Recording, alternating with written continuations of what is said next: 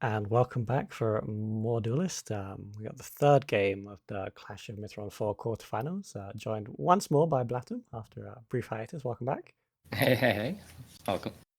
Yeah, congratulations on the successful Kickstarter and getting all the money raised. Yeah, I'm completely blown away by the community's reaction. I'm so happy. Yeah, I mean, in some ways it's not surprising. The Duelyst community has always been pretty dedicated. Um, but yeah, we won't dwell too much on that. We'll move on to yeah, I'm sure you don't want to have to just be magnanimous and say thank you over and over. Let's look at a game. We've got Min1k against WAG, and I've got Min1k's decks first. They're running this Lionar list that we've seen before from them, and Vitruvian, which I think they were playing a Vitruvian list before. Yeah, I kind of think of Min1k as being a Vitruvian player at this point. Like they register Vitruvian a lot more than other factions when they play in tournaments. Yeah, did they bring like to one tournament a double Vitruvian list, or was that I think they might have. Yeah. They have a lot of different Vitruvian lists. What do you think about Vitruvian? It sort of seems like they're the weakest faction. um, it's tricky. I think that for for deck styles that are unique that don't play like other decks, it takes a little bit longer to figure them out. And that that means that until people figure them out, they're going to do a little bit worse. So I mean, obelisks are strange in many ways. They don't play like a lot of other decks, and there are a lot of choices in this deck list that are different from previous obelisk decks. This is not playing Windstorm Obelisk. It is playing Rejuvenators. I know that Blob doesn't play Rejuvenators, for example. And then this has Mirage Masters and Repulsor Beasts. Those aren't super common, and that has a lot of 2-drops, right? It has these Blood Tears, which are often skipped. So, all these things just... Duelist decks are so sensitive to every card. You change just one slot, and that can significantly improve the deck. So I think that that's a lot of why Vitruvian is struggling a little bit right now, just because there's a lot to figure out. And speaking of Vitruvian decks, actually their opponent, WAG, is also running Vitruvian. Yeah, this is this is awesome, right? So this is definitely the most powerful thing you can do in Duelist is cast a Time Maelstrom for less than 9 mana. Like that just, it's really hard to describe how broken that is. Like it looks broken on paper, and if you think about it, it's really broken. But like when you actually see it, it's hard to appreciate just purely through theory how absolutely absurd it is. For example, I saw this list on Ladder, lethal Solifid's Fatigue Lionar from 25 HP with Time Maelstrom. It's just absolutely crazy. Yeah, the sweet thing about the Mana Forger is not only can you do the Time Maelstrom a turn earlier, but if you're on 9 mana, you can actually like combine it with like a 2 mana place, like a Rash's Curse or something, to actually like do something on that like turn that normally you'd just be only doing the Maelstrom, and you're like whatever you have on board, you can actually even squeeze out a bit more into it. Yeah, that's definitely a lot of the power that like suddenly it's not just like giving celerity, it's like you're actually taking like multiple full turns, and it's really absurd. Meanwhile, their Lionar list is something that we're seeing in places, this sort of Fatigue Lionar. Yeah, I love this deck. This deck is so cool. Really. I think a lot of people do not love this deck. I think it's pretty good. Yeah, I know that a lot of people are sort of are going to be annoyed at this deck, but it's really nice because it plays so differently, and it really makes you think about Duelist in a different way, right? A lot of the times you have these like heuristics of just, you play your minions, you develop board, whatever. With this Lionar deck, now you really got to think like very concretely and very critically. Like, your opponent does something, so what? You're just playing Duelist in a completely different way, and it's so weird. Yeah, and this list is doing something cool. It's running triple Aswin and triple Sundrop. So that's a lot of spell recursion, as well, actually, the triple Twilight Sorcerer. You can get like up to 12 martyrdoms if you play your cards right. Yeah, definitely the plan for this deck is literally going to fatigue, right? That your opponent is not going to have enough stuff in their deck to win the game. And the way you're guaranteed to win fatigue is basically by spamming Circle of Life, right? Because if you can remove one of their things and gain 5 health, then you're sort of guaranteed to have more health than them at the end of the game, and then, you know, there's just 2 generals on board. If you have higher health, you're going to win. So it's really, just making it, just removing literally every card in their deck, and then they can't win. Yeah, maybe if that gets played, we'll have some long games to cast. Maybe Wag will bless us with the Vitruvian deck. We'll see what the choice they make. We'll get into some games. And it is going to be that Lionar list, so I guess strap yourselves in. Could be in for a long one. You know, we didn't even see the mulligan here, but a lot of the time, this list like doesn't even care about playing a 2-drop. Like, if they have Martyrdom in the opening hand, I think that's the most important thing. Yeah, obviously you'll take a 2-drop if there's one freely available, but yeah, it's certainly not necessary. The deck can like lose some games if you like fall behind early and then you like don't have your removal like at a key moment. But most of the time it's pretty happy sort to make it safe through to the mid game. I think that definitely if you give the Lionar deck infinite time, then it's basically unbeatable. So the best approach is just to put enough stuff on board that the deck is going to be, you know, kind of clunky and not able to answer everything in time. And then you just sort of you got to beat them down, right? I mean, one thing about this deck is that it's not at all threatening. Right? It doesn't run Holy Immolation, so it's pretty limited out of hand damage, and it's going to be spamming Martyrdom, so it's just healing you endlessly. So it's important to just punch them in the face every turn and be as efficient as possible with your threats and make it so that they can't answer everything in time. Yeah, we've already seen Wag here have to Martyrdom the 0/6. They don't have like an alternate play. They could have even considered just not casting the Martyrdom, but that didn't feel too good for them. Now they don't actually have a removal for this Fireblaze at the moment. So that's the kind of sort of play that can get you ahead, and Min1k's making this aggressive line to try and win the game before it goes too far out of control. I mean, that makes sense. I mean, Min1k is doing a really good job of developing board here, being threatening. Didn't attack with the 4/4, right?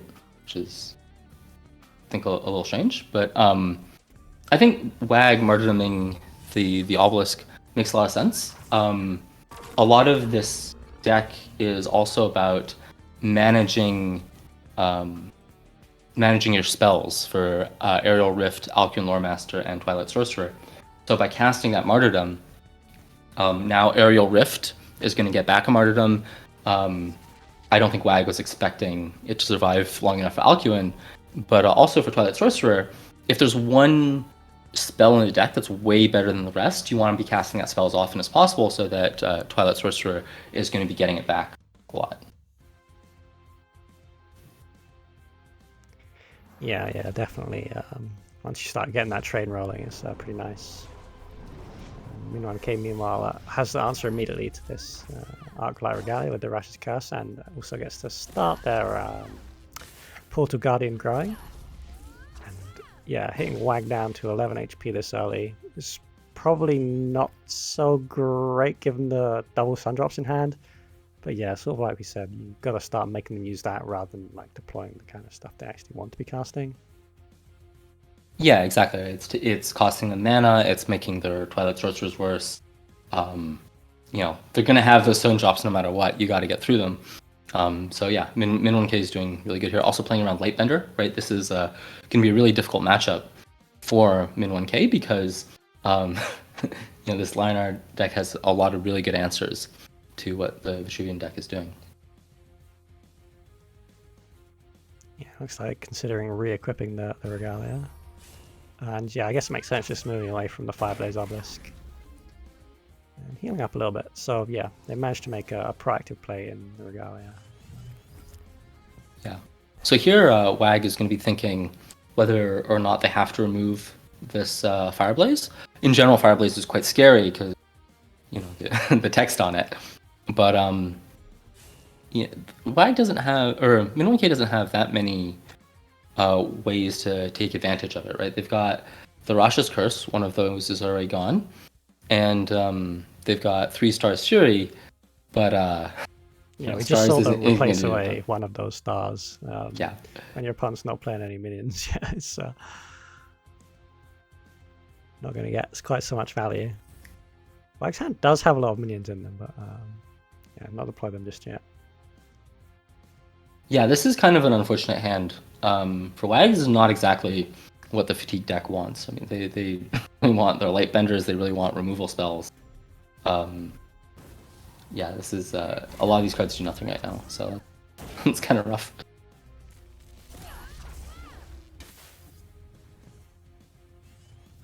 Yeah, and a hit in there from Sarge just to remove an artifact charge. Even though the trade's not good, you need to clear off that Regalia ASAP.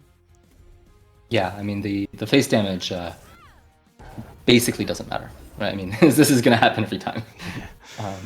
Yeah, you're just going to be permanently at max HP.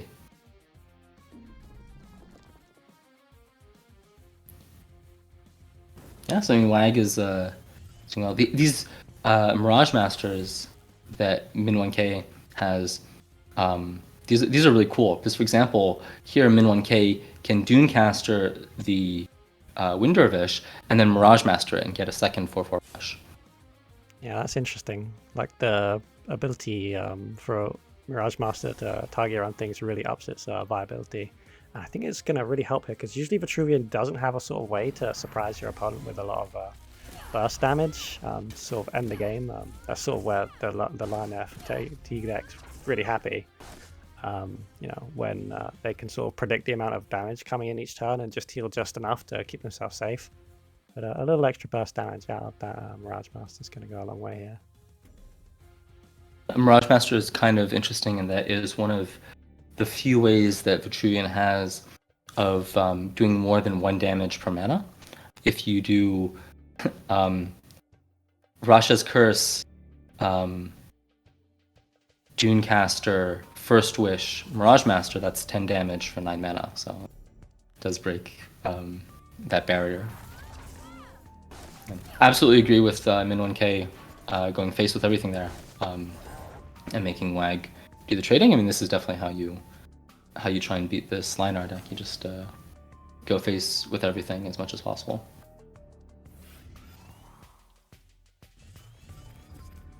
Yep, but they have managed to get themselves back up into a safe life turtle. And a bad Dervish spawn there. Oh no, as well as good playing around the Star's Fury. That's really unfortunate. That would have been, this would be lethal, right? If the Dervish were in any of the 3 close spaces. No, it'd be 1 off. Okay. Yeah, you could ping the 3/1 and get 2 Dervish spawns. Yeah, that's still not quite be enough, I don't think.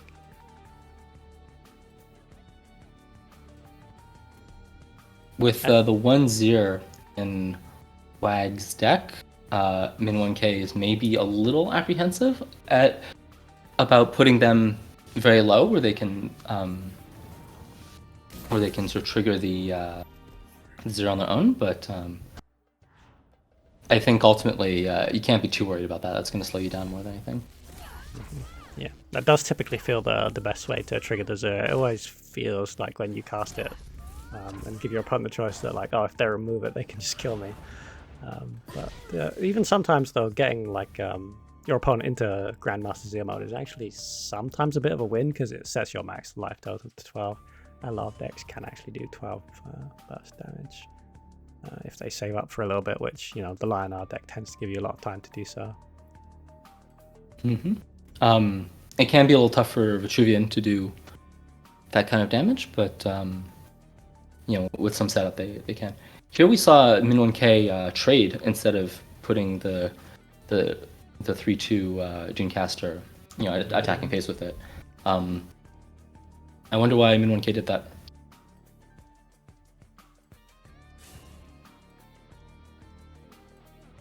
Yeah, ordinarily that would sort of be a good kind of trade, but when your opponent's kicking off so much healing and you really need to get them low, this 3 damage could come and cost them. Yeah, one part of this matchup that's pretty important is keeping track of the spells that the Lionar player has played. And they've played very little at this point, right? They've played 2 Martyrdoms and then 3 Sundrops, I think. No Tempest, no Circle of Life, no Aerial Rift. So that's that's relevant for the quality of the Twilight Sorcerers, and also knowing if there are certain things they're likely to have in their hand or unlikely to have in their hand. And these Dervish spawns are pretty unfortunate for okay. Yeah, a couple of bad ones in a row. That's the sort of risk you take on when you're playing those. Yeah, in this matchup, Min1k might have, have to go back and watch, but maybe there was a better place to put that ethereal obelisk, right? I mean, the game generally doesn't end immediately with when you're playing against this Lionar deck. They always have more healing. So oh man. Min1k really hoping for a siphon there. They do run 3. So maybe there's a way to figure out that you didn't have to put that obelisk so far back, because it was reasonably likely that Wag would be able to get away from it, and then it would be doing nothing. Yeah, as I recall, they sort of wanted to trap their opponent from being able to run away and keep them close to the Fireblaze obelisk. But yeah, actually, Wag was able to actually just run the opposite way from it, without too much difficulty. And if Min1k had let Wag run to the right into the corner, that's actually not a good spot for Wag to be in anyway. Yeah, I mean, Min1k, very, very good player. One of the few people who has won a tournament. So, I mean, they definitely had good reasons to tilt the obelisk there. But, given what has happened, maybe it'd be worth going back and thinking did they really need to put it? Yeah. So here Min1k is thinking, do I put them into 0 mode or what? I mean, they can't. I guess they can. Yeah. They don't have a way to deal with the 0 itself, and yeah, pushing it away. If you move in and then it's attacking you, can actually die surprisingly quickly. Yeah, I mean, I don't think Min1k is particularly worried about dying here, just because you just play an obelisk and it gets martyrdom. That's a heal over 6. I think that the main thing is that if Min1k doesn't attack there, then Wag needs a Tempest to get into 0 mode, and they really want to get into 0 mode because Min1k is threatening to siphon and then do that extra little bit of damage.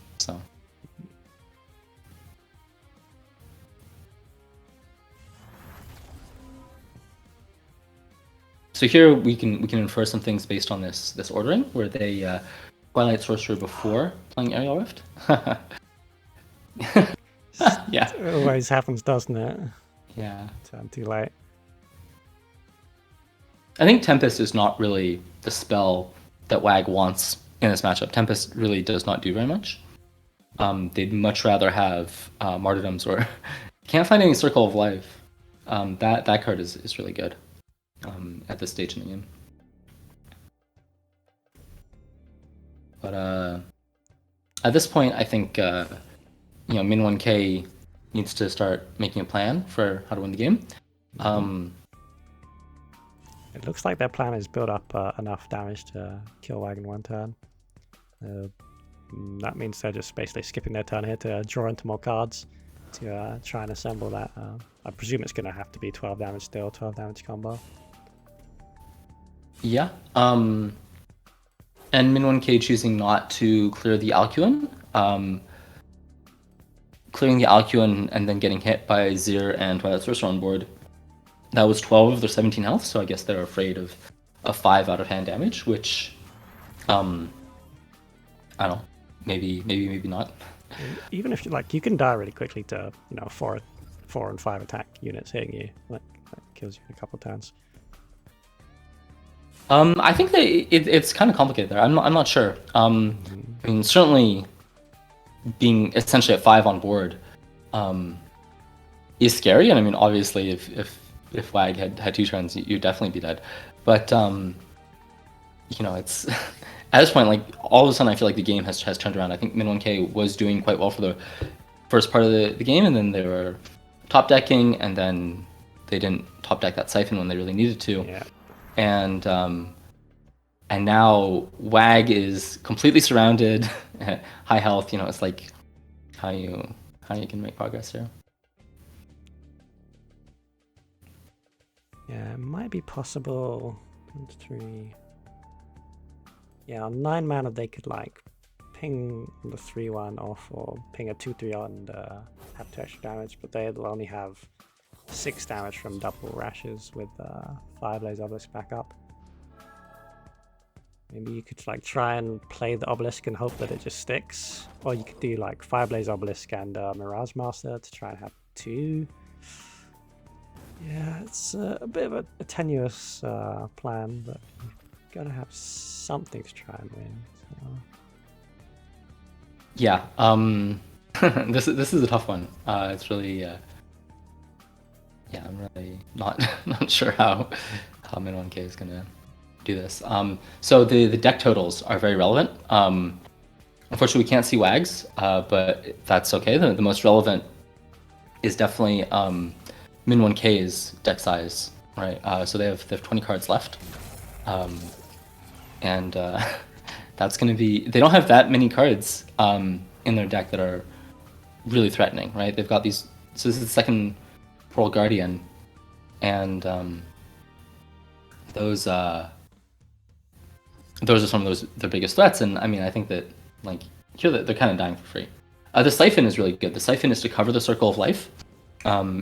Min1k knowing that is one of WAG's best cards here, and so they don't want it. They don't want to let WAG Alcuin it back. I got you. Yeah. Although at this point they're full HP and they're doing a nice job of dispositioning. Like the rashes can't be getting at them, and Star's Fury can't be getting at them. So they've got themselves in a really defensible spot here. It's going to be really tough for Min1k to break in and actually get any damage on WAG at this point. Yeah, I don't see how Min1k can win. I know it's a tournament game, but I think that I think Min1k might actually be 0% at this point.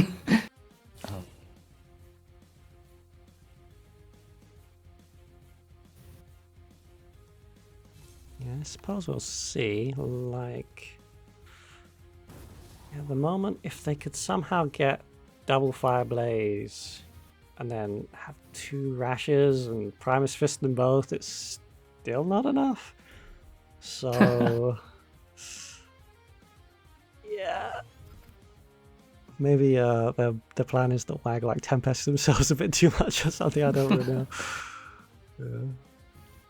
Yeah, I mean, maybe there's an approach where Min1k can like Repulsor Beast something away after having Fireblaze on board, and then they go like Rasha's Buffet, multiple Rasha. It's really hard to imagine. Yeah, I don't think we're gonna see a Fireblaze stick on board ever again. Oh yeah, I mean this is like if WAG like basically starts not playing any cards, can Min1k win? But, WAG is gonna play cards. Min1k, in general, playing pretty defensive here. I think worried about the damage on board. Though this isn't really like a normal Lion deck. Normal Lion decks can be very threatening in when they have minions on board, but this fatigue Lion deck really just does nothing at all. So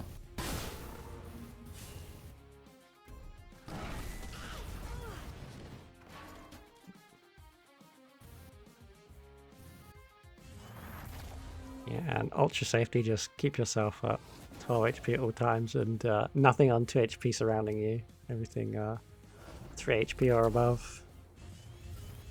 Yeah, I think there is a very big difference between 10 and 12, because this Vitruvian deck is really limited in how much out-of-hand damage they can do total, and it is about that amount. It's I mean, generally speaking, it's 9, but because of this specific Mirage Master interaction, there is a way that they can do 10. So, yeah, 10 is a very different number from 12.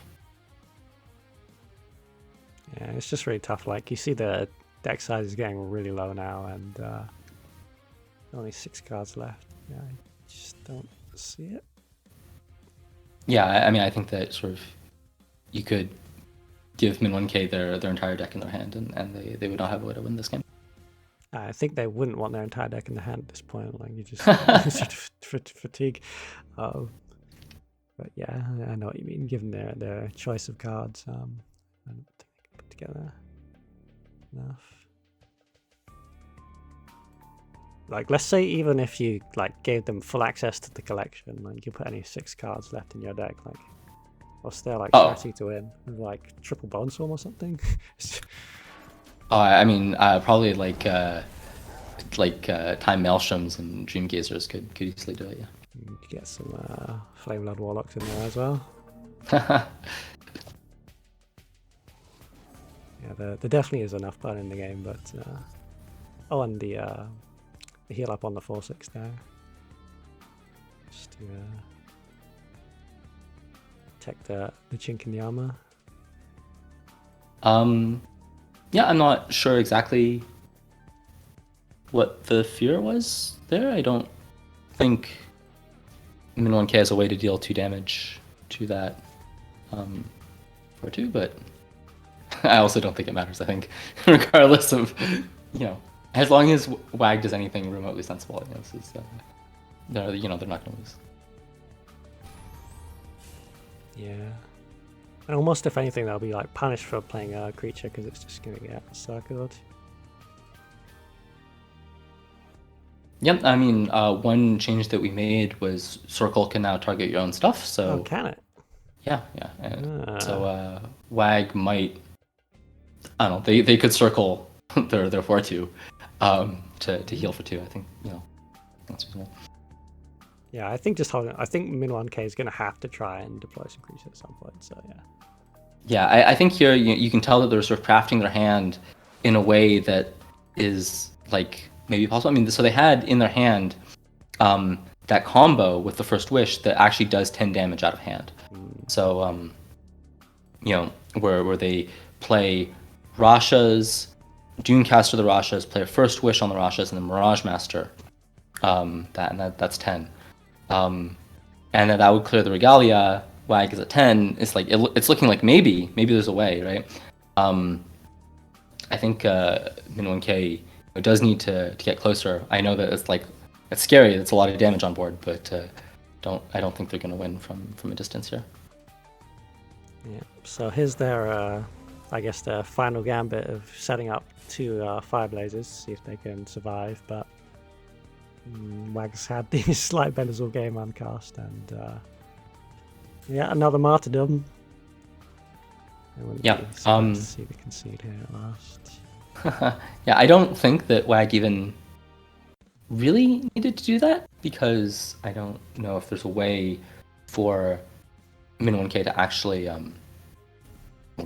summon a dervish anywhere near WAG's general, but they might as well, right? At this point, isn't there still a Star's Fury? And like this, I suppose, if they hadn't done this, they can deploy the minions if they hadn't been cast. But yeah, at the moment they can get 2 dervishes off there. But I mean, I guess there's a universe where Min1k runs forward, Repulsor Beasts one of the things away, and then plays 3 Rashas. It's still not 10, but whatever. I respect the tenacity to keep going, see if your opponent makes a mistake, but As a caster, I'm always like, can you press sort of and go to the next one? I mean, this just shows like what this fatigue deck is all about. Really, it's like a really good showcase actually of like how you win through fatigue. It sounds like a dumb win condition, but yeah, like once your opponent has no ways, like all the paths to victory are eliminated, then only victory remains. Yeah, so it's like, Min1k can play one more card before they start taking fatigue damage. Yeah. And that's like really the end, right? Because, I mean, this has just been going on for like forever. And, it's, if you start taking fatigue damage, it's just gonna, Wag's just gonna pass the turn and you can lose. One thing that would have been kind of interesting here is if, so Min1k was playing cards, right? Well, Wag was just sitting in the corner with a hand full of answers for those cards. But what if Min1k had just like been passing their turn, crafting the hand they want, but also just not ever taking any action, because Wag is clearly ahead, and you're basically challenging them. You're saying, hey, come actually win the game, right? If you just AFK in the corner, it's going to be a draw. And I wonder if Min1k considered that line. Yeah, that's interesting because when we like covered the last sort of match that was Nifty, like we saw brought up this possibility. But what sort of can happen is that like the board state's not changing, but the hand state and therefore the game state is changing. But neither player's actually making a move. Obviously, not the most fun interactive Duelyst. But No, it's even awesome. if you're not drawing cards, you can still replace and like you say, sculpt that perfect hand. And yeah, there's definitely like when you're playing it, so you have to like, at least since it's open deck list, you can actually look. But if it's closed decks, this would be even harder to like try and figure out what 6 cards they're trying to put together to kill you. And if you think they can do that, then you need to be the one to start moving out. And if you don't think they can, then I guess there's no impetus on you to leave your little safe corner. Well, I think it's actually slightly different than that. So suppose in that situation towards the end, when K was playing sort of these relatively pointless Fireblaze Obelisks, instead, even not sculpting their hands, just say they hit end turn, just every single turn. And then Wag is like, uh-oh, what do you do, right? Because if you just keep hitting end turn yourself, I mean, neither player is gonna do anything. Whatever. At some point, the server's gonna time out. It's gonna be regamed. It's gonna be a draw. So it's like at some point, Wag is, because they're ahead and they don't want it to be a draw. They're gonna have to do something proactive, and that's probably gonna mean leaving the edge of the board, and that's exactly what Min1k wants. So I think that Min1k could have considered literally just hit end turn. That big a deal to send off like 1/4/6 to go and beat them for 12 damage. Because the Vitruvian deck doesn't have any healing, or maybe it had the Emerald Rejuvenators. But yeah, an efficient beater like that, 4/6 is gonna like club down your opponent. You like force them to either like take 12 damage or like cast a spell out of their hand, and then by the time that dies, you just like send the next one in. A Windblade Adept, hit them for another 4. Yeah, that's definitely what Wag would have done, and it would have worked, but I think it might have been a better try than what Min1k did. Yeah, no, that was an interesting thought experiment, I suppose. Like the game sort of gets into that stage where I was talking about these kind of hypotheticals, and but if the deck continues to be popular, that's sort of something that people might have to learn about and pick up a bit more, and will become more experienced on how to deal with that situation. Mm-hmm.